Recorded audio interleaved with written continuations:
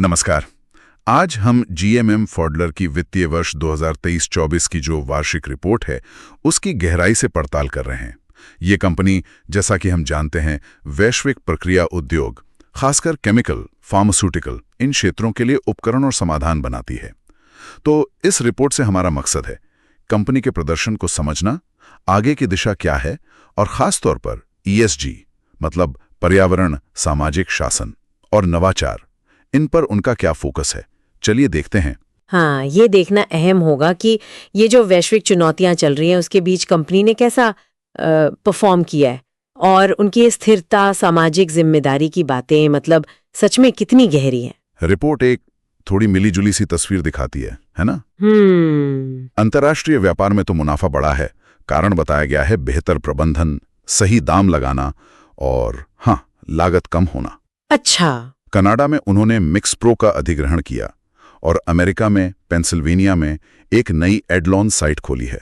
ये ultra high purity उपकरणों पर फोकस करेगी। हाँ, ये महत्वपूर्ण कदम लगते हैं। सिर्फ विस्तार नहीं, शायद क्षमता बढ़ाने की तरफ भी इशारा है। बिल्कुल। और ब्राजील, इटली में नए सर्विस सेंटर भी खोले।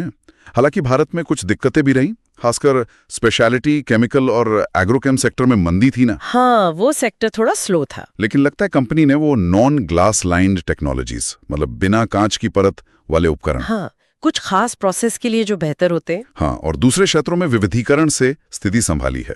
कंसोलिडेटेड रेवेन्यू तो बढ़ा है, 8.46% बढ़कर 3,446.48 करोड़ हुआ। अच्छा। लेकिन पीबीटी मतलब टैक्स से पहले का मुनाफा वो 255.40 करोड़ रहा, और पीएटी यानी नेट मुनाफा वो 174.10 करोड़। ये पिछले साल से थोड़ा कम है। तो मार्जिन पर थोड़ा दबाव दिख रहा है शायद। हाँ, हो सकता है। देखिए, ये लचीलापन बहुत जरूरी है, खासकर जब इकोनॉमी थोड़ी ऊपर नीचे हो रही हो। ये दिखाता है कि कंपनी सिर्फ एक सेक्टर पर निर्भर नहीं है और अधिग्रहण के जरिए तेजी से आगे बढ़ रही है। सही कहा। रेवेन्यू बढ़ने के बावजूद मुनाफे में जो थोड़ी कमी है वो अक्सर विस्तार की लागत या कच्चे माल की कीमतों में उतार चढ़ाव या कुछ सेक्टर्स में मांग में कमी, इनका मिला जुला असर हो सकता है। अंतर्राष्ट्रीय विस्तार और सर्विस नेटवर्क को मजबूत करना ये भविष्य के लिए जरूरी निवेश है। अब आते हैं ईएसजी पर।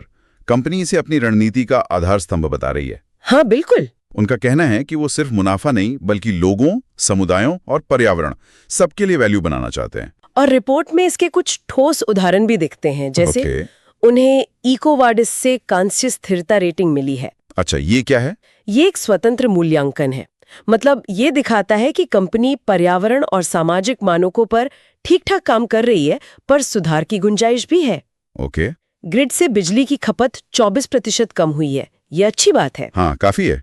ये भी अहम है। बिल्कुल, सेफ्टी फर्स्ट। और पर्यावरण के लिए तो कुछ अनोखी पहले भी हैं। प्लास्टिक का इस्तेमाल कम करना, पैकेजिंग में रिसाइकल्ड प्लास्टिक बढ़ाना, लकड़ी का दोबारा इस्तेमाल। हाँ, और वो भारत में 2025 तक सभी मैन्युफैक्चरिंग साइट्स पर शून्य कचरा निपटान का लक्ष्य। Zero waste disposal. हाँ, मतलब खतरनाक कचरे को कम करना और उसे जिम्मेदारी से डिस्पोज करना। ये बड़ा लक्ष्य है। और ये सिर्फ फैक्ट्री तक ही सीमित नहीं है। सिकंदराबाद में शहरी जंगल लगाना। अच्छा। हाँ, कर्नाटक तट पर समुद्री जीवों का बचाव, बीच की सफाई और बहाली, और यहाँ तक कि अंडमान में कोरल रीफ को बहाल करना। कोरल रीफ एक इंजीनियरिंग कंपनी के लिए, मतलब क्या ये सिर्फ सीएसआर है? ये सोचने वाली बात है। क्या इसका कोई गहरा रणनीतिक मतलब है या ये उनकी व्यापक प्रतिबद्धता दिखाता है? शायद दोनों। सही। अब कर्मचारियों की बात करते हैं। 2000 से ज्यादा कर्मचारी हैं इनके। हाँ। और कंपनी उन पर काफी ध्यान देती दिख रही है। मतलब योग्यता आधारित माहौल, समान अवसर, अच्छा वेतन, लाभ, सुरक्षा, ट्रेनिंग, ये सब। हाँ, और वो ट्रेनिंग वाला पहलू देखने लायक है। औसतन 5.5 घंटे की ईएसजी ट्रेनिंग मिली हर कर्मचारी को वित्त वर्ष 24 में। वटवा प्लांट में एक वेल्डर ट्रेनिंग प्रोग्राम भी है। GTAW और SMAW वेल्डिंग सिखाते हैं। इससे क्वालिटी सुधरती है और स्क्रैप मतलब कचरा भी कम होता है। अच्छा, ये तो सीधा बिजनेस को भी फायदा पहुंचाता है। बिल्कुल। और इसके अलावा वो POSH यानी वर्कप्लेस पर यौन उत्पीड़न की रोकथाम, हाँ, वो जरूरी है। विविधता, समावेशन और आचार संहिता पर नियमित ट्रेनिंग होती है। और समुदाय के लिए क्या कर रहे हैं? जीएमएम फॉडलर फाउंडेशन है उनकी, उसके जरिए कई काम चल रहे हैं। जैसे गुजरात के करमसद में प्रोजेक्ट स्पर्श 2.0 ये गांवों में स्वास्थ्य सेवाएं पहुंचा रहा है, खासकर डायबिटीज, हाई ब्लड प्रेशर जैसी बीमारियों पर फोकस है। ओके। इसमें जरूरी मेडिकल उपकरण दान करना भी शामिल है। अच्छी पहल है। और महाराष्ट्र के सांगली में अडॉप्ट होम प्रोजेक्ट है। 2 बाल देखभाल संस्थानों के लगभग 70 जरूरतमंद बच्चों को पढ़ाई और सुरक्षा में मदद कर रहे हैं। कर्मचारी भी खुद वॉलंटियर करते हैं, स्वास्थ्य, शिक्षा, पर्यावरण, इन सब कामों में। चलिए अब अंत में गवर्नेंस यानी शासन की बात करते हैं। बोर्ड में 70% स्वतंत्र निदेशक हैं, इसका क्या मतलब है? हाँ, ये एक मजबूत गवर्नेंस का संकेत माना जाता है। स्वतंत्र निदेशक कंपनी के रोजमर्रा के मैनेजमेंट से जुड़े नहीं होते ना। अच्छा। तो उम्मीद की जाती है कि वो निष्पक्ष होकर कंपनी के कामकाज पर नजर रखेंगे और शेयर होल्डर्स के हितों की रक्षा करेंगे। सही। इसके अलावा एक प्रॉपर रिस्क मैनेजमेंट फ्रेमवर्क है, एंटरप्राइज रिस्क मैनेजमेंट, जिसकी नियमित समीक्षा होती है।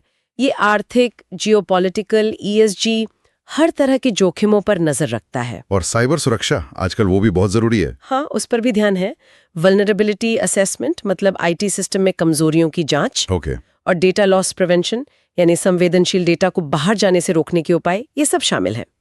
रिपोर्ट में ये भी बताया है कि वित्त वर्ष 24 में डेटा उल्लंघन की 5 घटनाएं हुई, लेकिन उसमें ग्राहकों की व्यक्तिगत जानकारी शामिल नहीं थी। अच्छा, ये राहत की बात है।